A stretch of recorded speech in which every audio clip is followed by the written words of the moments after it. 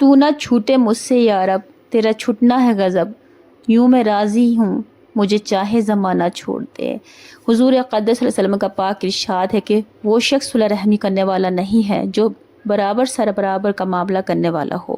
صلح رحمی کرنے والا تو وہ ہے جو دوسروں کے توڑنے پر صلح رحمی کرے۔ بالکل ظاہر اور بد یہی بات ہے جب آپ ہر بات میں یہ دیکھ رہے ہیں کہ جیسا برتاؤ دوسرا کرے گا ویسا ہی میں بھی کروں گا، تو آپ نے کیا صلح رحمی کی؟ یہ بات تو ہر اجنبی کے ساتھ بھی ہوتی ہے کہ جب دوسرا شخص آپ پر احسان کرے گا تو آپ خود اس پر احسان کرنے میں مجبور ہیں۔ صلح رحمی تو در حقیقت یہی ہے کہ اگر دوسرے کی طرف سے بے التفاتی، بے نیازی خط تعلق ہو تو تم اس کے جوڑنے کی فکر میں رہو۔ اس کو مت دیکھو کہ وہ کیا برتاؤ کرتا ہے، اس کو ہر وقت سوچو کہ میرے ذمے